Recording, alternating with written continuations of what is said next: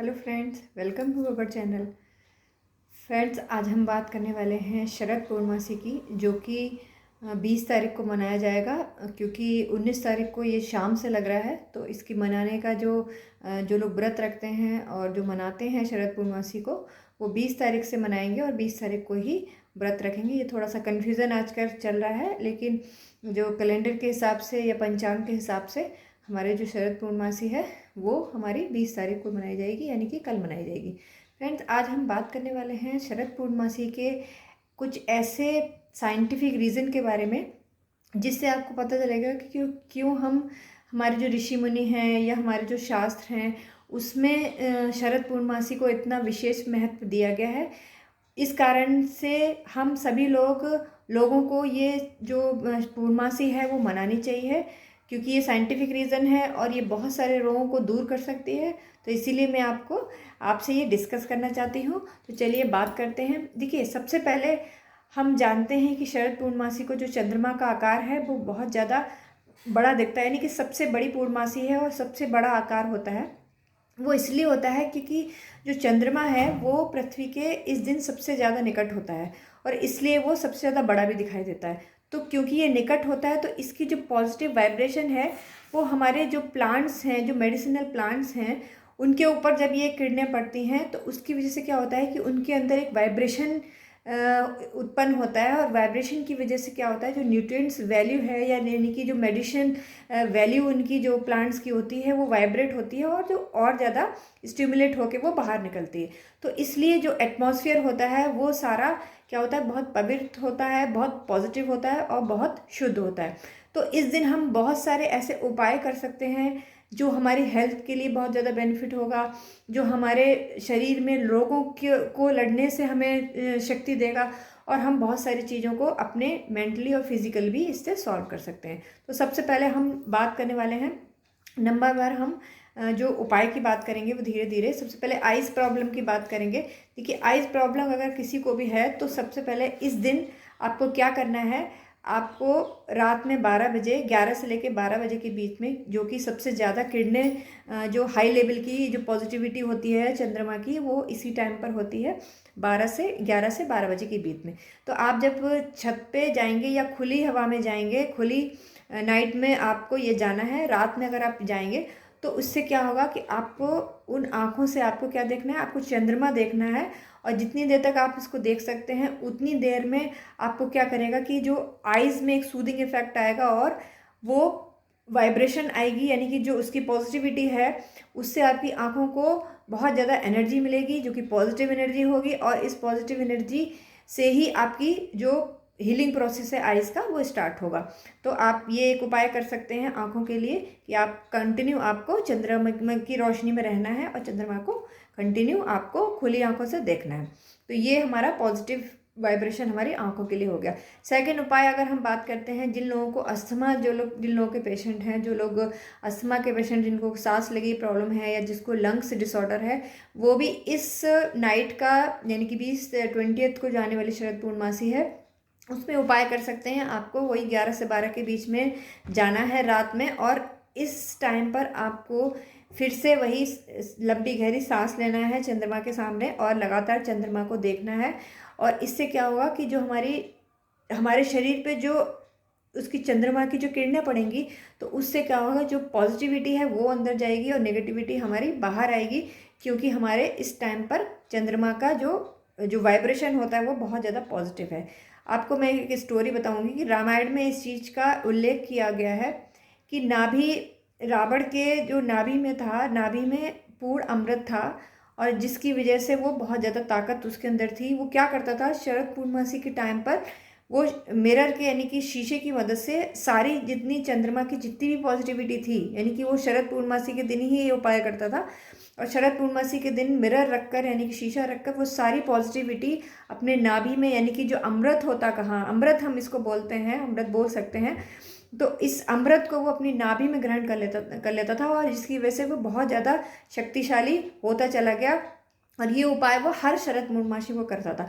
तो इसीलिए हमारे जो ऋषि मुनि हैं या हमारे जो शास्त्र हैं उसमें जो त्यौहार बनाए गए हैं, जो रिलीजियस या रिचुअल्स बनाए गए हैं, वो सिर्फ एक साइंटिफिक रीज़न पे ही हैं और जिसे हमें अपने बच्चों को भी बताना चाहिए, हमें खुद भी मानना चाहिए, ताकि हमारे बच्चे भी वो आगे चलकर सीखें। हम इन सारे उपायों से ही हम अपनी बॉडी को डिटॉक्सिफाई कर सकते हैं, अपनी बॉडी को स्ट्रॉन्ग कर सकते हैं, और हम इम्यूनिटी भी अपनी स्ट्रॉन्ग कर सकते हैं। तो ये दोनों उपाय मैंने बताए हैं लंग्स के लिए और आँखों के लिए। अगर आपको मेंटल कोई प्रॉब्लम रहती है या आप मेंटली डिप्रेस रहते हैं, तो थर्ड उपाय आप मेंटली डिप्रेस यानी कि जो मन का कारक है, यानी मन हमारा जो दुखी रहता है, मन हमारा जो डिप्रेस रहता है, वो मन का कारक हमारा चंद्रमा होता है। तो चंद्रमा को स्ट्रॉन्ग करने का इससे बड़ा कोई दूसरा दिन नहीं है। तो आप इस दिन को यूज़ कर सकते हैं। आप इस दिन शरद पूर्णमासी के दिन को आपको 11 से 12 बजे के बीच में जाना है। लगातार आपका ओम चंद्रमसे नमः और किसी भी मंत्र का आप चंद्रमा के मंत्र का जप कर सकते हैं। दोस्तों, ये करने से आपका क्या होगा कि चंद्रमा ऑटोमेटिकली मजबूत होगा, और अगर आपका चंद्रमा मजबूत है यानी कि आपके मन का कारक अगर मजबूत है यानी चंद्रमा मजबूत है, तो आपको कोई भी डिप्रेशन या कोई भी परेशानी, डिप्रेशन से जो भी रिलेटेड प्रॉब्लम है वो नहीं होगी। ठीक है, तो ये उपाय आप कर सकते हैं। आप दिन आने वाला है, आप इस दिन को मिस मत करिए, और आप मेरे बताए हुए उपाय करेंगे तो आपको बहुत बेनिफिट होगा। फ्रेंड्स, अब हम बात करते हैं कि हम सभी को पता है कि इस दिन खीर बनाई जाती है। अब खीर बनाई जाती है, इसका रीज़न क्या होगा ये मैं बताऊंगी। लेकिन सब लोग क्या करते हैं, चावल की खीर बनाते हैं और इसको खुले आसमान के नीचे रख देते हैं और बोलते हैं कि अमृत बरसता है। तो अमृत क्यों बरसता है, यही मैं आपको आज बताने वाली हूँ। और अगर आप साइंटिफिक रीज़न से अपने बच्चों को बताएंगे या सबको बताएंगे तो वो भी इस चीज़ को यूज़ कर सकते हैं। तो जब नेचर ने हमारे लिए इतनी अच्छी चीज़ दी है, इतना अच्छा दिन दिया है, तो हम क्यों नहीं उसको यूज़ कर सकते हैं। और अगर हम इसको बहुत अच्छे से सोच के करेंगे तो हमारा और ज़्यादा बेनिफिट हमको मिल सकता है। तो देखिए, खीर बनाते हैं। खीर में क्या होता है, देखिए दूध होता है और चावल होता है। तो दूध में क्या होता है, लैक्टिक एसिड होता है। लैक्टिक एसिड बहुत ही इंपॉर्टेंट इंग्रेडिएंट है हमारा मिल्क का, प्रोटीन का।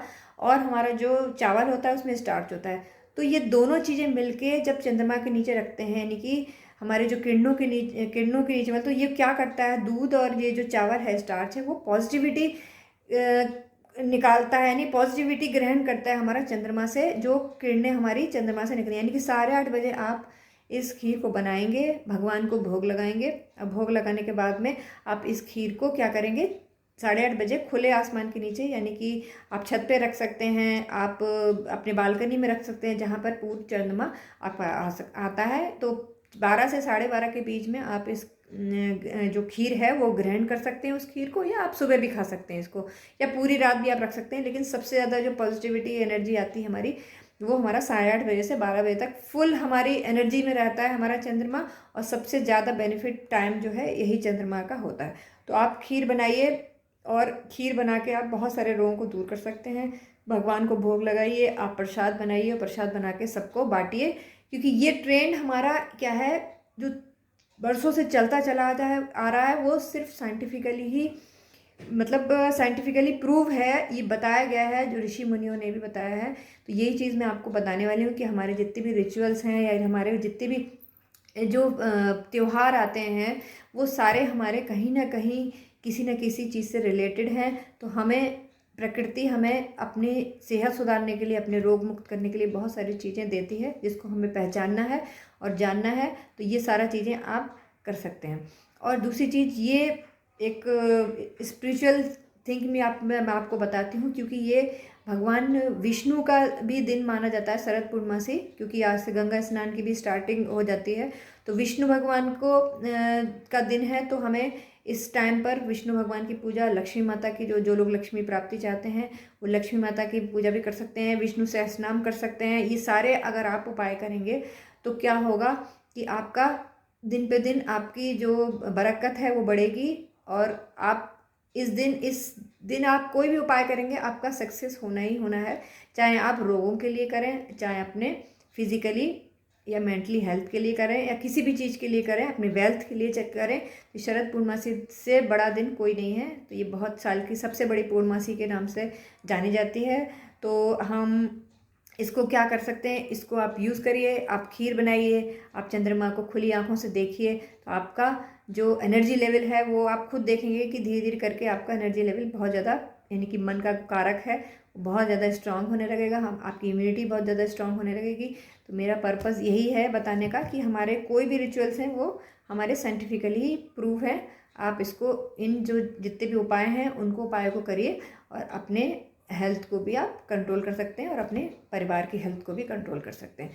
तो अगर मेरी वीडियो या इन्फॉर्मेशन ये अच्छी लगी हो, आगे और भी मैं साइंटिफिक रीज़न लेके आती रहूँगी और जिससे आपको क्या होगा कि आप पता चलेगा कि ये किस तरीके से हमारे कौन से त्यौहार किस चीज़ से जुड़े हुए हैं।